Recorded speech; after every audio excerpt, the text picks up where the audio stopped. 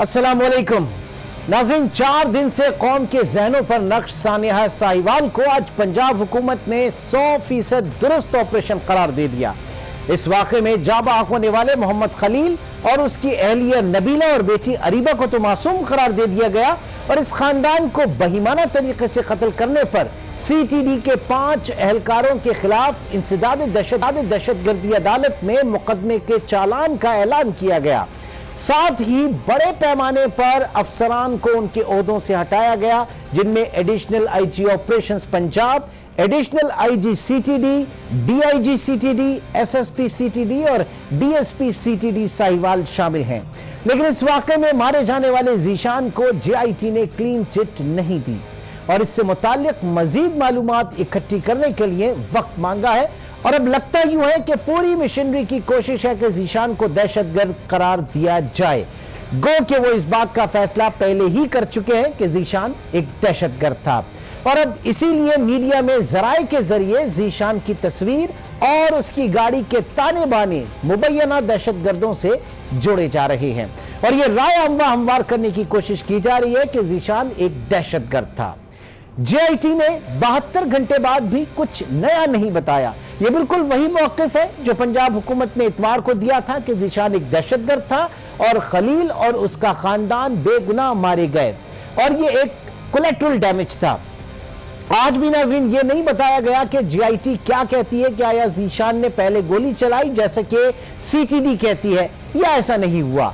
और वो पिस्तौल कौन सी थी जिससे जीशान ने गोली चलाई, वो पिस्तौल अब तक मीडिया के सामने क्यों पेश नहीं की जा रही और JIT ने यह भी नहीं बताया कि वो कौन सा बारूदी मवाद और खुदकुश जैकेट गाड़ी से बरामद हुए जिसका CTD और पंजाब हुकूमत की जानिब से दावा किया गया था। अगर ऑपरेशन दुरुस्त था तो जीशान से मुताल्लिक मजीद तफ्तीश के लिए क्यों मोहलत मांगी जा रही है और JIT सरबराह किस हैसियत में जीशान के घर वालों से कह रहे हैं कि आप धरना ना दें, अभी जीशान से मुताल्लिक कुछ ऐसा नहीं मिला कि यह कहा जा सके कि वो दहशतगर्द था। तो नाज़रीन, आज की और इस वाक़े पे तमाम तर सूरत हाल पर बात करने के लिए कराची से हमारे साथ मौजूद हैं bureau chief Karachi Rafat Saeed. Islamabad studio से हमें ज्वाइन किया है ब्यूरो चीफ इस्लामाबाद तारिक चौधरी ने और लाहौर स्टूडियो से हमारे साथ मौजूद है ब्यूरो चीफ लाहौर अनवार हाशमी। आप तमाम हजरात का बहुत शुक्रिया। शुरू करते हैं अनवार हाशमी साहब आपसे।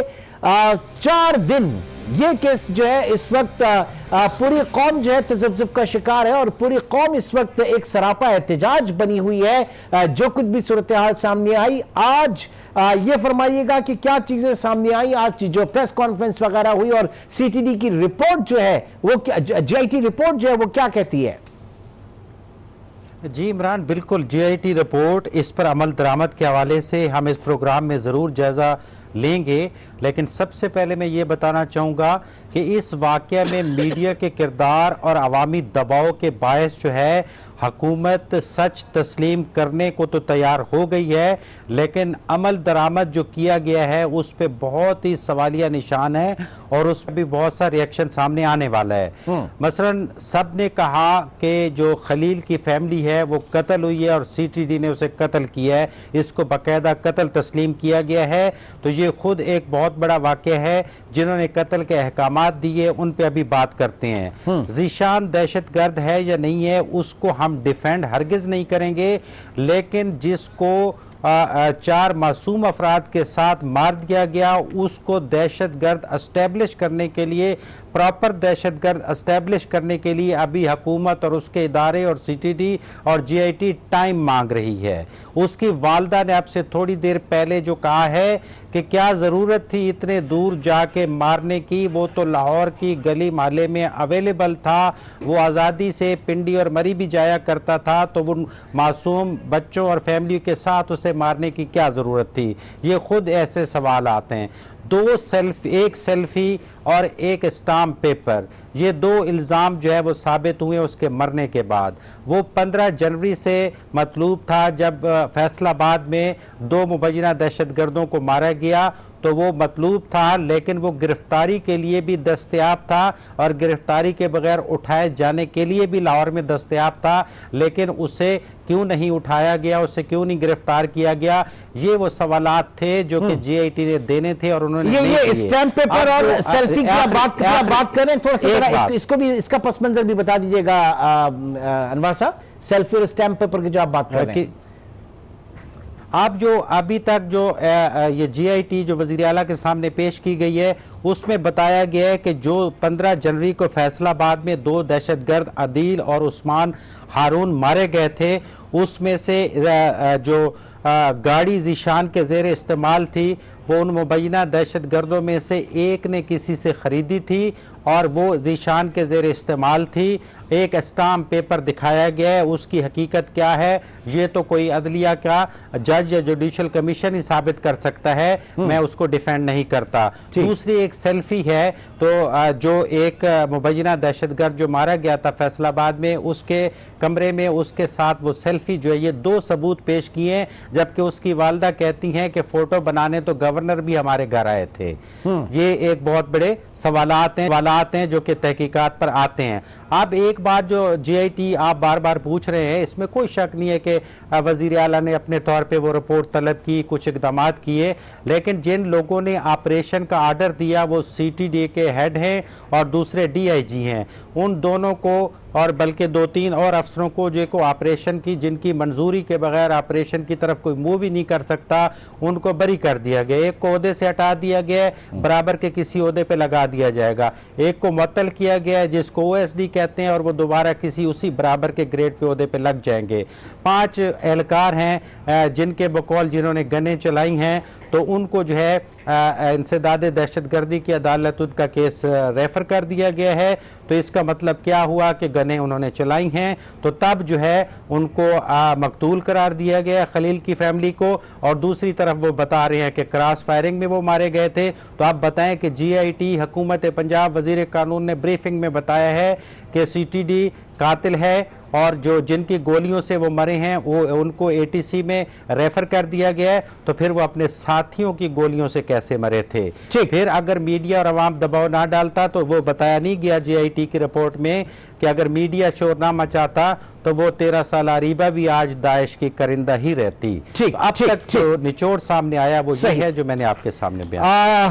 तारिक चौधरी साहब, इस वक्त कैपिटल में क्या बातें हो रही हैं इस केस को लेके? कितना प्रेशर आपने देखा कि वहां पे रहा हुकूमत के ऊपर, और जाहिर है कि कल जो बात की गई थी, आज जिस तरीके से एक बाकायदा उसको जो स्टेटमेंट आया और उसमें सीटीडी को जो है इसमें मुलव्विस पाया गया, उसके एहलकारों को इस ब्रूटल किलिंग में जो खलील की फैमिली की थी, और दोबारा इसके हवाले से जो दिनों की बात की गई है, कुछ टाइम इसमें मांगा गया है जीशान के हवाले से। तो इस मजमूई सूरत हाल पे कैपिटल में क्या बातें हो रही हैं? देखिए जी, कैपिटल में भी वही बातें हो रही हैं, वही चैन गोइयाँ हैं, वही गमो गुस्सा है जो पूरे पाकिस्तान में है। और मैं अनवार हाशमी की इस बात से एग्री करता हूँ कि अगर मीडिया ना होता और अगर सोशल मीडिया पे कुछ वीडियो फिल्में ना आती और वो सीटीडी की जो कार्रवाई थी उसको बेनकाब ना करती, तो फिर ये चारों के चारों अफराद जो है ये दहशतगर्द करार दे दिए जाते और जो बाकायदा सीटीडी के एहलकार हैं वो शाबाशी ले रहे होते। जब ये वाक़या हुआ था और उसके बाद से लेकर शाम तक मुसलसल पंतेरे बदले हैं, मुसलसल कहानियाँ बदली हैं, मुसलसल दास्तानें बदली हैं, और ये साबित करने की कोशिश की जाती रही कि जी जो सीटीडी एहलकार थे वो इस फैमिली के पीछे थे और उन्होंने बड़ी स्ट्रॉन्ग एविडेंस पर ये कार्रवाई की। अभी जो आज जो जीआईटी की रिपोर्ट है उसमें भी जो मैं यहाँ पढ़ रहा था, मैंने देखी तो नहीं है, कि ये भी कहा गया है कि बाद में जैकटें और बाद में असलहा डालने की कोशिश की गई। ये भी बाद में पता चला कि पहले कहा गया जी कि काली शीशों वाली गाड़ी थी, पता चला गाड़ी के शीशे काले नहीं थे। पहले ये कहा गया कि असलहा अंदर मौजूद था और आगे से रिटेलिएशन हुई, बाद में पता चला। अभी तक तो कोई ऐसी एविडेंस सामने नहीं आई कि कौन सा असलहा था, कौन सी गोली चली और वो गोली कहाँ लगी और किसको लगी। तो ये सारी बातें ऐसी हैं जिससे साबित होता है कि सीटीडी ने के एहलकारों ने एक जुर्म का इर्तिकाब किया और जब उस जुर्म का एहसास हुआ तो फिर उस पर मट्टी डालने की कोशिश की। अब ये जो कार्रवाई हुई है कि जी अफसरान के तबादले हो गए या अफसरान मुअत्तल हो गए। ये रफत साहब भी यहाँ पर बैठे हुए हैं और अनवार हाशमी बैठे हुए हैं। मैं दोनों को याद कराता हूँ, कराची और लाहौर में, सियालकोट में ऐसे ऐसे वाक़यात हुए। सियालकोट में जो 2 हाफिज़ कुरान भाइयों को सरेआम मारा गया था, उस वक्त जो पुलिस अफसर उसमें जिम्मेदार थे, जिनकी गफलत थी, वो आज सारे के सारे पुलिस अफसर जो हैं किसी न किसी बड़े ओहदे पर फायज हैं। उनमें से कुछ इस्लामाबाद पुलिस में भी बड़े ओहदे पर फायज हैं। इसी तरह जो मॉडल टाउन का वाक़या था, जिसकी मिसाल बहुत लोग देते हैं, उसमें भी जो लोग, बहुत से अफसरान थे, वो भी किसी न किसी ओहदे पर हैं। मैं एक बहुत पुराना वाक़या आपको और रफत को याद कराता हूँ। वो जो रेंजर्स ने एक तौकीर शाह नामी नौजवान को सरेआम गोली मार के मारा था, वो वाक़या क्या हुआ? आपको इल्म है ना कि कुछ अर्सा पहले उस वाक़े के जिम्मेदार जो एहलकार थे, उनको माफ़ कर दिया गया या माफ़ करवा लिया गया, और वो भी, अब मुझे इसकी ताज़ा तरीन सूरत हाल का नहीं पता, लेकिन वो भी उसका भी कोई इंजाम नहीं हुआ। तो मुझे भी लगता है कि एक कुछ दिन शोर मचेगा, कुछ दिन जो है वावेला मचेगा, गमो गुस्सा रहेगा, फिर कोई नया वाक़या सामने आएगा, कोई नई डेवलपमेंट हो जाएगी और हम सब लोग भूल जाएंगे। यही अफसरान होंगे, ये दोबारा अपने अहदों पर बहाल होंगे। और ये जो दहशत गर्दी को मुकदमा जा रहा है, आप देखें कि खुद तस्लीम किया जा रहा है कि ना तो असलहे की फॉरेंसिक रिपोर्ट हुई है, ना उस गाड़ी तक एक्सेस दी गई है, ना गोलियों के खोल जो है वो सामने लाकर उनको एग्जामिन किया गया है। जब ये सारी शहादतें नहीं होंगी, जब ये सारे सबूत नहीं होंगे, तो इब्तिदा में तो बड़े खौफ की कैफियत होती है कि जी मामला इंसानी दहशत गर्दी अदालत में चला गया। लेकिन जैसे जैसे केस कमज़ोर होता जाता है, जैसे जैसे वक्त गुजरता जाता है, कोई क्रेडिबल साइंटिफिक एविडेंस नहीं होती, तो एक वक्त में आता है कि अदालतें जो है वो मुल्ज़िमों को रिहा करने पर मजबूर हो जाती हैं, इसलिए कि केस जो है वो स्ट्रॉन्ग नहीं बना। कन्विक्शन जो है वहां पे बड़ी कमजोर होती है। रफत साहब, आपने बड़ा कवर किया, सानेहा 12 मई को ले लें, सानेहा बल्दिया टाउन को ले लें, इसके अलावा एक तारीख भरी है, शाहरुख जुतोई वाला केस जो है वो आपके सामने है। बहुत सी जगहों पे जो है वो GITs बनी, इन GITs के अंदर क्या होता है, और फिर ये जो टाइम गेन किया जाता है, जैसे कि आज के पर्टिकुलर केस के अंदर बात की जा रही है, तो और जो लोग हैं, जो अफसरान हैं, उनके तबादले, ये क्या मामलात होते हैं? ये जस्टिस डिलेड, जस्टिस डिनाइड वाली जो बात होती है, क्या उसके लिए ये पूरा एक ताना बाना बुना जाता है? इमरान, थोड़ा सा वक्त दीजिएगा। सारी तारिक ने जो बातें की हैं वो बहुत पीछे की तरफ ले गई हैं। इसमें आप एक और केस को भूल रहे हैं, शायद मुर्तज़ा भुट्टो के कत्ल को भी आप भूल रहे हैं कि वो भी हमारे ही सामने का वाकया है, और उसमें भी यही हुआ था। तमाम अफसरान की तरक्कियां हुई, उनमें से एक कराची पुलिस के चीफ बने, एक सूबे की पुलिस फोर्स के सरबराह बने, इसके अलावा और जो भी बहुत सारे मामला। इसके अलावा मैं एक केस और आपको याद दिलाना चाहूंगा। अगर इंसाफ की ही बात करते हैं तो उसमें आप टंडो भावल का केस भूल रहे हैं। उसमें फौज ने एक मिसाल कायम की थी जब गरीब हारियों को मारा गया था, और उसमें मीडिया के ही शुक्रगुजार होना चाहिए, वो मामला भी मीडिया ही सामने लेकर आया था। और इस मर्तबा मीडिया और सोशल मीडिया का जो किरदार रहा है, हम तनकीद तो करते हैं, मोबाइल फोन की खामियों का भी बहुत जिक्र होता है, लेकिन यहां अगर कहा जाए कि सारे मामले को अगर एक्सपोज किया है तो उस वीडियो ने किया है जो लोगों ने वहां खड़े रहकर बनाई। हाँ, ये जरूर हुआ है कि पंजाब पुलिस से एक कोताही हुई है सारे मामले में। कराची में तो बहुत होती रही, लेकिन कराची में जितने पुलिस मुकाबले हुए उसमें टाइम का बड़ा एक अमल दखल है, वो ज्यादातर रात में किए जाते थे। उसके अलावा मीडिया को करीब नहीं आने दिया जाता था। दिन में भी होता था तो दूर दराज मुकामात पर होते थे वो मुकाबले, जो राव अनवार के हवाले से बहुत सारे मुकाबलों के नाम आते कि वो थे। कई इनकाउंटर स्पेशलिस्ट इस शहर में सरगर्म थे, लेकिन अब शायद वो किस्सा पारीना हो चुके हैं। राव अनवार के हवाले से बात होती है तो वो मामलात होते जरूर थे, लेकिन वो पसमंजर चले जाते थे। लेकिन सिर्फ एक नकीबुल्लाह वाले केस में एक छोटी सी गलती, या आप ये कह लेंगे कुछ चीजें सामने आई, वही सोशल मीडिया और मीडिया का किरदार था जिसकी वजह से ये मामला एक्सपोज हो गया। तो मैं ये समझता हूं कि इस सारे मामले में टंडो भावल के केस को मिसाल बनाकर इन पुलिस के जो एहलकार इसमें मुलव्विस हैं उन्हें इबरतनाक सजा देनी चाहिए। और ये अगर इंसदाद दहशतगर्दी में मामला जाता है, ये बिल्कुल सही कह रहे हैं तारीख ये बात दुरुस्त कह रहे हैं, ये भी मामला पसमंजर में चला जाएगा और ये आहिस्ता आहिस्ता बरी होते चले जाएंगे। इन्होंने रेंजर्स के केस की भी मिसाल दी। इस तरह के सैकड़ों केसेस शहर में जो पुलिस मुकाबलों के बने हैं वो सारे पसमंजर में चले गए। जो लोग उसमें मुलव्विस होते थे पुलिस एहलकार, वो जो है आज अच्छी पोस्टिंगों पर है, या किसी मामले में अगर मुलव्विस भी होते हैं तो उनकी पोस्टिंग ज्यादा बेहतर मुकामात पर हो जाती है उस मुअत्तली के बाद। तो मेरे ख्याल में इस मामले का भी यही होता हुआ नजर आ रहा है। अच्छा, अब जाहिर है कि इस वक्त एक कंसेंसस जो बनता हुआ नजर आ रहा है कि तूल देने की कोशिश की जाए। अनवर हाशमी, कल क्या मीडिया को इन कैमरा ब्रीफिंग दी जाएगी? आज जराए से तो सारी बातें सामने आ रही हैं, कल क्या ऐसे सबूत पेश किए जा सकते हैं उसको जो है वो दहशतगर्द डिक्लेयर करने के हवाले से? कुछ सुनगुन है? देखिए ये मैं इसी आपकी बात की तरफ आता हूँ कि वही रवायत अभी तक जारी है कि मकतूल को कातिल जाहिर करना है, उसके लिए बड़ी फिर मेहनत करनी पड़ती है। जब मकतूल को कातिल जाहिर करना हो तो ये बेसिकली इन कैमरा जो इशारा दिया गया है वो इसी तरफ दिया गया है। और वो भी मैं बताता हूँ आपको, अगर वो उसको दहशतगर्द इसी तरह एक सेल्फी या स्टाम्प के ज़रिए या फैसलाबाद में जो दहशतगर्द जो हलाक हुए थे उनसे जोड़ने में कामयाब हो जाते हैं तो फिर यकीनन CTD जो है वो अपना केस को मजबूत करने की कोशिश करेगी।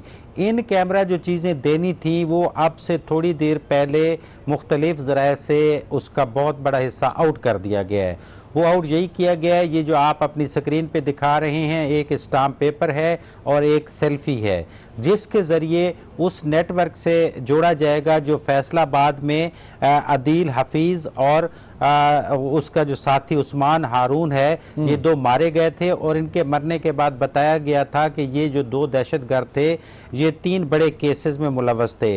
अली मूसा गिलानी के अगवा में, जनरल तारिक मजीद के दामाद के अगवा में और एक अमरीकी शहरी थे मॉडल टाउन लाहौर से अगवा हुए थे, उनके अगवा में मुलव्वस थे जो फैसलाबाद में मारे गए हैं। तो अब वो सेल्फी और वो एक स्टाम्प पेपर के ज़रिए बताया जा रहा है कि इसका ताल्लुक जो है ज़ीशान का उनसे है। ये तो होगी कैमरा ब्रीफिंग, इसकी थोड़ी बहुत मज़ीद कड़ियाँ मिला के जो है वो मीडिया को बताई जाएंगी। लेकिन अगर ये मैं आपको बताऊँ इमरान सुल्तान कि ये अगर जो आज केस जिस डगर पे चला है और कल परसों मजीद जिस डगर पे चलेगा, इससे सानिया मॉडल टाउन का केस कमज़ोर होगा, क्योंकि टोटल आप उसको मैच करके देख लें कि इमरान खान की जो पूरी तहरीक थी 2013 के इलेक्शन के फ़ौरन बाद वो डॉक्टर ताहिरुल कादरी के हमरा पहला आज़ादी मार्च था जो सानिया मॉडल टाउन को सामने रख के लाहौर के माल रोड से लेके इस्लामाबाद के डी चौक तक जो है वो मार्च किया गया था, जिसमें बार बार इमरान खान ने कौम को बताया था कि जब तक इस तरह के कोई ऑपरेशन होता है तो उसमें वज़ीर आला, वज़ीर आज़म, वज़ीर कानून और वज़ीर इत्तलात और एक लंबी लिस्ट थी कि उनको उहदों से हटाया जाता है, पुलिस अफसरान को गिरफ्तार करके सलाखों के पीछे डाला जाता है। तो वो सारी चीज़ अब आपके सामने है कि एक दिन दिहाड़े का ऑपरेशन हुआ है और ये ऑपरेशन ये ऑपरेशन वज़ीर आला और वज़ीर कानून की इजाज़त के बगैर CTD नहीं कर सकती, अगरचे वो कई मामलात में आज़ाद है, लेकिन इनको पूरी ब्रीफिंग के बाद वो ऑपरेशन नहीं कर सकते। तो अब इसमें ना तो इमरान खान ने अपने इस्तीफ़े का मुतालबा किया, ना उस्मान बुज़दार के, ना जो है वो राजा बशारत के इस्तीफ़े का मुतालबा किया, इवन के चंद सरकारी अफसरान जो कि ऑपरेशन को हेड कर रहे थे उनको भी इस केस से बरी कर दिया गया। तो अब ये मुकाबला होगा कि फिर आप किस तरह अखलाकी जवाज़ है सानिया मॉडल टाउन को। हम नहीं चाहते, हम चाहते हैं कि सानिया मॉडल टाउन के जो मासूम मरे हैं उनको इंसाफ मिलना चाहिए। हम सियासी तौर पे देख रहे हैं कि ये मौका दे रहे हैं और कल पंजाब असम्बली का भी इजलास होगा, उसमें इस GIT की रिपोर्ट के बाद अमल दरामद का जायजा लिया जाएगा और रिएक्शन जो है वो सामने आएगा। तो तारिक चौधरी साहब, क्या यही वजह थी जिसकी वजह से जो है वो बड़ी उजलत जल्दी कल हमने देखा कि सूबाई हुकूमत की जानिब से ओन एक तरीके से किया गया CTD के वर्जन को कल, क्या यही एक वजह थी कि कई प्रेशर जो है फिर वो इस्तीफों का ना आए? देखें, इस तरह से तो प्रेशर रिलीज नहीं होगा। अगर पंजाब हुकूमत जो है वो समझती है कि इस तरह से रिपोर्ट जो है रिलीज करने के बाद या कल को इन कैमरा सेशन करने के बाद या सिर्फ ये कह देने पर कि जी जो बाकी 3 अफराद थे वो जो मारे गए हैं वो बेगुनाह थे और उनके खिलाफ मुजरमाना गफलत हुई है। अब देखें, रफत भी और अनवर हाशमी भी हम सब कोर्ट केस कवर भी करते हैं, देखते भी हैं। ये जो मुजरमाना गफलत वाला वाक़या होता है ये तो बड़ी कमज़ोर सी दफ़ा होती है और बड़ा कमज़ोर सा चार्ज होता है और इस तरह के चार्जेस पे अल्टीमेटली जो है बहुत ज़्यादा बड़ी पनिशमेंट नहीं हुआ करती। तो ये तो जो है बाकायदा तौर पर आज यूँ लग रहा है कि जैसे CTD के एहलकारों को बचाने की कोशिश की गई है, ठीक है, वक्ती तौर पर उनके खिलाफ कार्रवाइयाँ होंगी। दूसरा जो इसका सियासी पहलू है उस पर डेफिनेटली वो कोशिश करेंगे कि इस ऑपरेशन के बाद और इन कार्रवाइयों के बाद ये साबित किया जाए कि कार्रवाई तो हो चुकी और अब बाकी काम अदालतों का है। लेकिन मेरा ख्याल है कि अपोजिशन जो है और जो अवाम का गम गुस्सा है, जनरल पब्लिक है, अब जनरल पब्लिक जो है इन बातों को तस्लीम नहीं करती। अगर फौरी तौर पर जब ये वाकया हुआ था तो उस वक्त सच बोल दिया जाता और तस्लीम कर लिया जाता तो शायद लोगों में इतना गुस्सा ना होता। लेकिन वहां तो दास्तान करने की कोशिश की गई, मनगढ़ंत सबूत फराहम करने की कोशिश की गई, और वो जो बड़ी वाइटल वीडियो आई थी, अगर वो वाइटल वीडियो ना आती तो आप सब जानते हैं, मैं भी जानता हूं कि किस तरह से इस वाक़े को तोड़ मोड़ कर पेश करने की कोशिश की जा रही थी और किस तरह से इन सब अफराद को दहशतगर्द साबित करने की कोशिश की जाती रही। अब जो खान साहब कह रहे थे कि कतर वापसी के बाद जो है वो इसके हवाले से बहुत सख्त जो है वो एक्शन लिया जाएगा और मिसाली जो है इस केस को बनाया जाएगा, तो आप समझते हैं कि खान साहब इस पोजीशन में होंगे? देखिए, ये तो अब प्राइम मिनिस्टर साहब आएंगे, वापस आने के बाद देखते हैं कि क्या वो पंजाब जाते हैं या लाहौर जाते हैं या उस फैमिली से मिलते हैं या चीफ मिनिस्टर साहब आके उनको कुछ बताते हैं। लेकिन आज की इत्तला तो यही थी कि चीफ मिनिस्टर साहब ने उनको रब्ता करके दोहा में और उनको ब्रीफ किया है। अभी तक प्राइम मिनिस्टर का मौक़िफ़ क्या था ये तो सामने नहीं आया, लेकिन ज़ाहिर है प्राइम मिनिस्टर पाकिस्तान ने या चीफ मिनिस्टर ने या जिसने भी जो कार्रवाई करनी होगी वो उन्होंने कानून के मुताबिक कार्रवाई करनी होगी। और कानून के मुताबिक कार्रवाई यही होती है कि किसी भी मुलव्वस शख्स के खिलाफ अदालतों में केस चलते हैं और उसके खिलाफ केस अदालतों में भेजा जाता है। लेकिन वो जो अहलकार, वो जो शोबा जिसने केस तैयार करना है, अगर उसकी बुनियाद इतनी कमजोर होगी कि उसमें कोई फोरेंसिक रिपोर्ट नहीं होगी, उसमें असलहा की रिपोर्ट नहीं होगी, उसमें वो गन्स जो चली हैं वो पेश नहीं होंगी, उनका ठीक है, उसका एग्जामिनेशन नहीं होगा, तो फिर अल्टीमेटली केस आगे कैसे चलेगा और प्राइम मिनिस्टर कैसे सजा देगा? सजा तो अदालतों ने देनी है और अदालतों ने सजा देनी है प्रोसिक्यूशन की बुनियाद पर, सबूतों की बुनियाद पर। अगर सबूत कमजोर होंगे तो मामला कितना आगे चलेगा ये सब जानते हैं। ठीक है रफत सईद, प्रोसिक्यूशन, कन्विक्शन, ये तमाम अदालती मामलात और तफ्तीशी मामलात जाहिर है कि ये अगर होंगे, कड़े होंगे तो बात आगे चलेगी। अदरवाइज पाकिस्तान की आवाम की जो इस वक्त गमो गुस्सा है वो आप कहां पर देखते हैं? तारीखी एक हमने ज़ैनब कत्ल केस ये देखा था कि उसमें एक मंतकी अंजाम तक वो केस पहुंचा, गो कि उसकी नौयत मुख्तलिफ थी, लेकिन पूरे पाकिस्तान, कराची से खैबर तक हमने देखा कि अवाम का जो है वो बड़ा जो गम गुस्सा था उस केस में लेके, और यहां पे भी सूरत हाल मुख्तलिफ नहीं है उससे। देखिए, इस केस के हवाले से तो मैं एक बात बता दूं कि सोशल मीडिया शायद इसको जो पस मंजर में ना जाने दे, क्योंकि ये इतना मामला हाईलाइट हो चुका है कि शायद पस मंजर में ना जाए कि हाँ अदालतों में ज़रूर होगा। अगर तारिक सही कह रहे हैं कि आहिस्ता आहिस्ता हम मीडिया भी ये चीज़ को भूल जाएगा और हम दीगर मामलात की तरफ चल पड़ेंगे। जिस तरीके से कोर्ट में प्रोसीडिंग चलती है, जिस तरीके से शवाहिद आते हैं, एक लंबा प्रोसीजर है और उसमें जो है आपके जहन से ये महव हो जाएगा कि ये चीज़ कहीं थी या नहीं थी और दीगर मामलात इसकी जगह ले लेंगे। मैं एक बात इसमें और कहूँगा कराची के हवाले से, कराची में भी पैदर पे वाक़यात हुए हैं और जब साहिवाल जैसा तो नहीं हुआ लेकिन उससे कुछ मिलते जुलते वाक़यात यहाँ होते रहे हैं माजी में। कराची में अब मैंने कल से ये देख रहा हूँ कि सख्त इंतजाम किए जा रहे हैं, पुलिस सड़कों पर इस अंदाज से खड़ी हुई, अमल वाला केस आपके सामने है। तो कहीं जिस अंदाज से पुलिस वाले शहर में खड़े हुए हैं वो भी मरकजी शाहराहों पर, तो कहीं ऐसा ना हो कि उनसे कोई मिसहैप हो जाए। तो मैं ये कहूंगा कि आईजी सिंध और वजीर आला इस पर जरूर तवज्जो दें, क्योंकि बौखलाहट का शिकार जब इंतजामिया होती है कि कहीं पैदर पे, जब कराची में 2-3 वाकयात हो गए तो पुलिस एकदम रिएक्शन के तौर पर सड़कों पर आ गई है, हर जगह नाके लगाए गए हैं, सख्त चेकिंग हो रही है। तो उस चेकिंग में कहीं ऐसा मिसहैप ना हो जाए, क्योंकि कराची शहर में वाकयात खासे माजी में होते रहे हैं। इसके साथ साथ बेपनाह पुलिस फोर्स बनाई गई है। एक जमाना था, शायद आपको माजी की तरफ हम जाए 90s में 80s में, ईगर स्क्वाड बनाई गई थी, बड़े नौजवान थे कराची के उसमें और कूदते थे, इधर से आते थे, छलांगे मारते थे। एक बड़ा पुलिस मुकाबला उन्होंने किया, उससे उसको शोहरत मिली। उसके बाद हॉक्स स्क्वाड बनाई गई, मोटरसाइकिलों पे वो गलियों में घूमते थे जैसे डॉल्फिन फोर्स लाहौर में, लेकिन वो सारे पस मंजर में चले गए। अब एक और फोर्स बनी है जिसको हम एलीट फोर्स ही कहते हैं, जो इंसदाद दहशतगर्दी के लिए बनाई गई है, लेकिन वो सियासतदानों की हिफाजत ज्यादा करती है। मेरे ख्याल में अगर पब्लिक की तरफ है तो वो सीटीडी की तरह कार्रवाइयां ना होने लग जाए। और कराची की जो सीटीडी है उसने भी कार्रवाइयां की हैं, लेकिन इस किस्म का मिसहैप अभी तक कराची शहर में नहीं हुआ है। लेकिन आने वाले दिनों में इसके इम्कानात मौजूद हैं कि अगर पुलिस ने उस अंदाज से यहाँ कार्रवाइयां की, चेकिंग की या उसको रोकथाम की कोशिश की, तो कोई एक सानिया या कोई हादसा ना हो जाए। ठीक है, अल्लाह अल्लाह सबको महफूज रखे। नाज़रीन, आपको बताते चलें कि सूबाई वजीर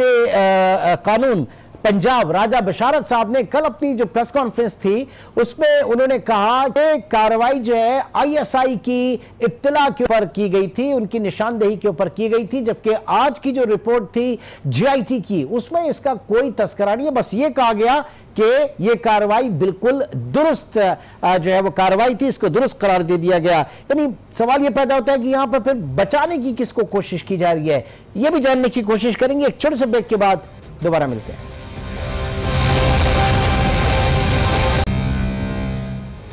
वेलकम। प्रेजेंट बात यह है कि सिक्योरिटी फोर्सेस, पाकिस्तान के सिक्योरिटी फोर्सेस ने दहशतगर्दी के खिलाफ जंग में सबसे ज्यादा कुर्बानियां दी।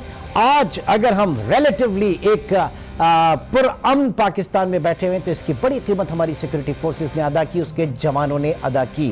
और जब हम बात करते हैं 5th जनरेशन वॉर की, तो 5th जनरेशन वॉर जो दुश्मन ने हमारे ऊपर नाफिज करना चाह रहा है, लागू करना चाह रहा है, वो यही इसी इंतशार के हवाले से, हमारे रियासती इदारों के हवाले से जो है वो हमारी नौजवान नस्ल को और आवाम को भटकाने के हवाले से। ऐसे में अगर इस तरह की कार्रवाइयां हो, इस तरह के मामलात हो जिसमें नकीबुल्लाह महसूद का केस है, ये सानिहा साहिवाल के हवाले से आप बात कर रहे हैं, और ऐसे केसेस के जहां पे मिस हैंडलिंग हो, शायद गलत इत्तलात के ऊपर हो, या जिसमें एक अवामी परसेप्शन इस तरह का हो, तो फिर तकवीयत मिलती है उन फोर्सेस को कि जो कि 5th जनरेशन वॉर फैलाना चाहती हैं। रफत साहब, एक मरबूत जामे एहतसाब का निजाम यकीनन हमारी फोर्सेस के अंदर भी है, क्या कहेंगे?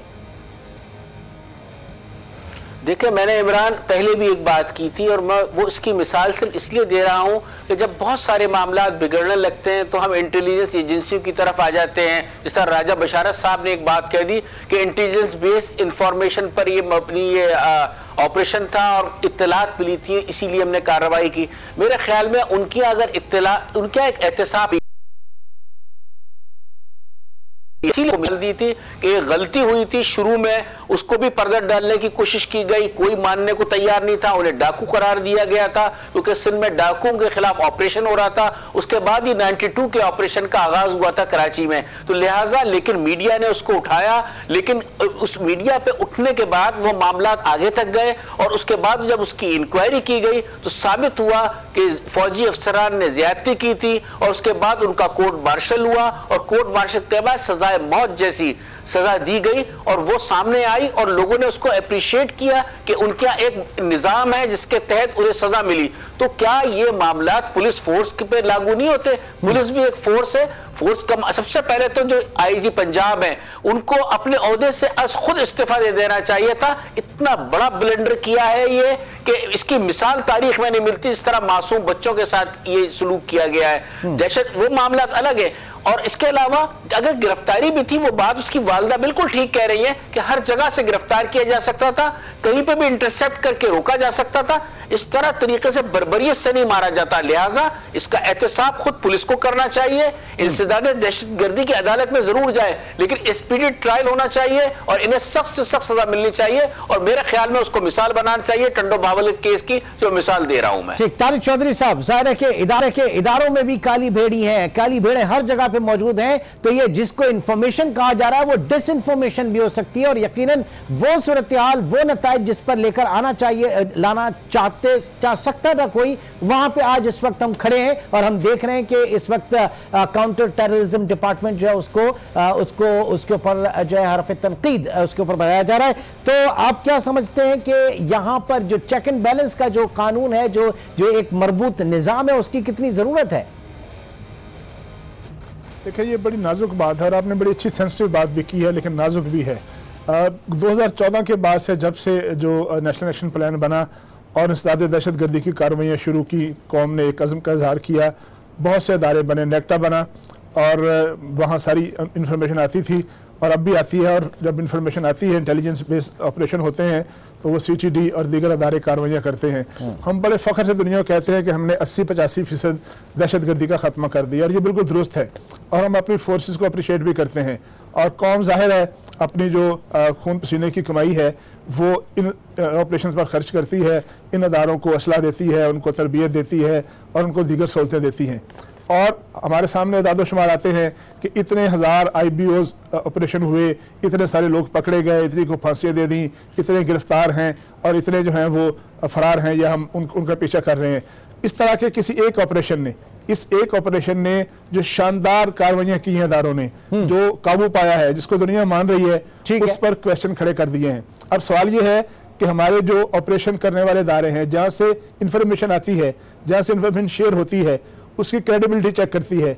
अब ये मौका है कि उसकी क्रेडिबिलिटी को चेक किया जाए और वो एक मरतबा फिर अपने अंदरूनी निज़ाम का जायजा लें कि कहीं ऐसा ना हो कि किसी गलत इन्फॉर्मेशन की बुनियाद पर, किसी गलत मुखबरी की बुनियाद पर कोई ऐसा ऑपरेशन ना हो जाए दोबारा जिससे इस तरह का सानिया दोबारा जन्म ले। तो मेरा ख्याल है कि इदारों के जो जिम्मेदार लोग हैं उनको अपनी परफॉर्मेंस का जायजा लेने के लिए और अपने अंदरूनी निज़ाम को चेक करने के लिए एक मौका है कि एक मरतबा फिर चेक करके इसको बेहतर करें और इसको इस तरह बनाए कि इसमें ज़ीरो जो है इस तरह की गलती की गुंजाइश हो। अनवार हाशमी, जो अभी रफत ने बात की कि कराची में जो भी इस तरह के मुकाबले माजी में रहे देखे गए वो रात के अंधेरे में हुए, अलग सुबह हुए कि जब किसी को कुछ पता ही नहीं होता था, और हमने देखा कि तवातुर के साथ आप भी CTD की कार्रवाइयों के टिकर्स हमें भेजा करते थे, वो भी रात में ही हुआ करते थे, अंधेरे में बहुत ज्यादा हुआ करते थे। ये लगता है कि वाकई थोड़ी सी गलती हो गई कि दिन में किया, और दिन में भी किया तो अकल पे क्या कौन सा पत्थर था कि आपको फैमिली तक नजर नहीं आई?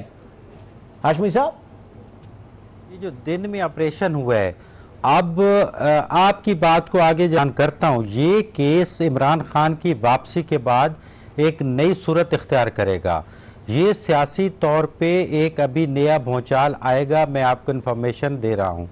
मसलन PTI की जो पंजाब की सारी क़यादत है, मुंतखब क़यादत, और जो वफाक में कौमी असम्बली में बैठी हुई है, उसकी अक्सरियत ने वाज़े तौर पे इस GIT की शाम की रिपोर्ट से पहले कह दिया था कि वीडियोज़ आने के बाद कोई ऐसी चीज़ नहीं रह गई कि मुतल्लिका इदारों को फिक्स ना किया जाए, यानी कि वो तैयार नज़र नहीं आ रहे। वो वज़ीर आला की इस रिपोर्ट और इस अमल दरामद पे PTI के रहनुमाओं की अक्सरियत मुतमईन नहीं है और ऑन रिकॉर्ड मुतमईन नहीं है।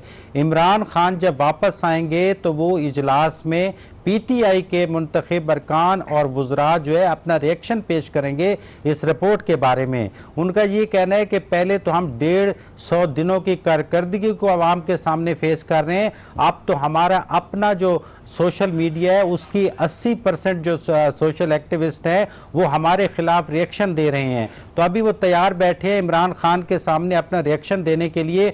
तो ये रिएक्शन अगर इमरान खान मेरिट पे आके इस केस के खिलाफ एक्शन लेते हैं तो ये उस्मान बुज़दार के लिए बहुत ही ख़तरनाक साबित होगा।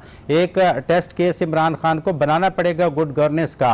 अभी आप देखें कि GIT के बाद जो एक अजीब सी पेशरफ्त हुई है कि जो GIT के सरबराह हैं इस मीटिंग के बाद जो है वो दोबारा खलील के घर भी गए और उसके बाद ज़ीशान जिसको दहशतगर्द डिक्लेयर कर दिया गया उनके लवाकिन को भी जाके तसल्ली दी कि अभी आप तसल्ली रखें, हमने कुछ ना कुछ अभी इसमें देखना है। तो अब आप देखें कि इसका मतलब है कि वो कौन सी लॉबी या ताकत है या कौन से एहलकार हैं जिन्होंने कुछ ना कुछ इस केस में या इस ऑपरेशन में प्ले किया है जो कि गवर्नमेंट पे बड़े खौफनाक असरात मुरतब कर सकती है। अब सारी बात रह जाएगी इमरान खान की वापसी पे कि वो इस बार कितनी जहानत का सबूत देते हैं और अपने एजेंडे को, अपने इंसाफ के तकाजे को और अपने जो फुल एक्शन मेरिट पे करने के दावे करते हैं वो नजर आएगा। तो फिर ये तूफान जो है कुछ थमेगा, वरना ये पॉलिटिकल तूफान PTI के अपनी गवर्नमेंट या सूबाई हुकूमत की तरफ जो है ये खतरा पैदा कर सकता है। और यकीनन ये तूफान जो है वो चाय की प्याली में नहीं होगा, बड़ी इसकी स्ट्रॉन्ग रूट्स हो सकती हैं और बड़ा इसका सकता है। नाज़रीन, गुफ्तगू का सिलसिला जारी है, एक छोटे से ब्रेक के बाद दोबारा मिलते हैं।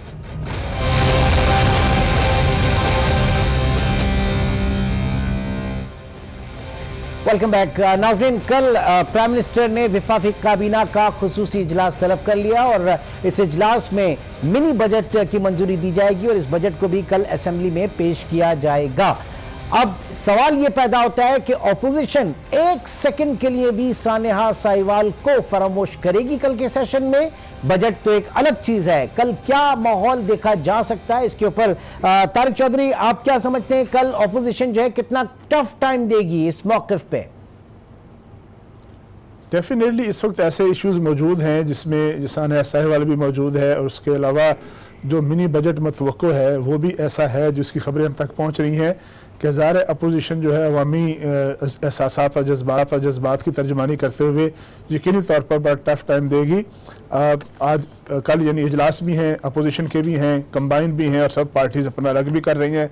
और ख़ुद PTI ने भी अपनी पार्लिमानी पार्टी का इजलास तलब किया है पार्लियामेंट हाउस में, जिसमें बजट जो है जिसको वो इकोनॉमिक रिफॉर्म्स का पैकेज कह रहे हैं, वो तो मिनी बजट नहीं कह रहे उसको, वो उसके हवाले से स्ट्रेटजी तय करेंगे। ज़ाहिर है एक पोजीशन ऐसी है कि मुश्किलात पेश आती हैं हुकूमत को हमेशा अपना जो कोई बिल है या अपना एक्ट है उसको पास करवाने में।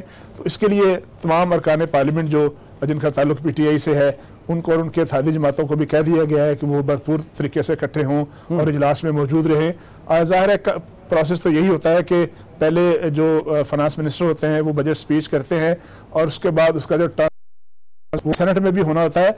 आम तौर पे पार्लियामानी रवायत तो यही है कि उस मिनी बजट पर या जो ज़मीनी बजट जिसे कहा जाता है उस पर बहस का मौका दिया जाता है और बहस का मौका देने के बाद, बहस होने के बाद फिर जो उसका बाकायदा तरीकाकार है कि जिस तरह उसकी रीडिंग होती है, जिस तरह उसकी एक एक कट मोशंस पास होती है, तो देखना ये है कि अब स्पीकर के साथ क्या मीटिंग होती है, हाउस बिजनेस एडवाइजरी कमेटी क्या फैसला करती है, कितने दिन जो है वक्त की थोड़ी कमी है यहाँ पे। अनवार साहब आप क्या देख रहे हैं, कल कितना टफ टाइम जो है वो PTI हुकूमत को मिल सकता है?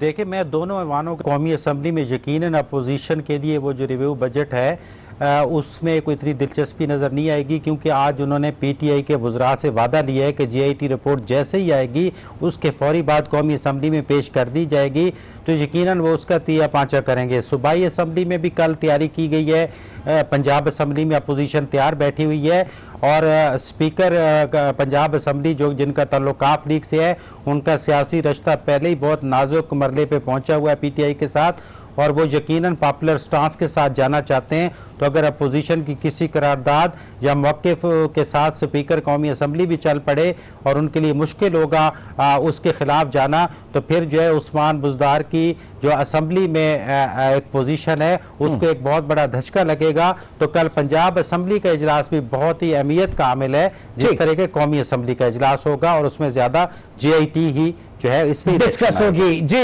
रफत साहब, आप क्या कहना चाहेंगे, कल क्या सूरत हाल देखी जा सकती है? प्राइम मिनिस्टर ने काबीना की कमेटी का इजलास तो तलब कर लिया, वो पार्लियामेंट जाएंगे, लेकिन क्या ऐवान में होंगे, कौमी असम्बली के इजलास में होंगे, और होंगे तो क्या मुमकिन सूरत हाल होगी, ऑपोजिशन कैसे रहेगी?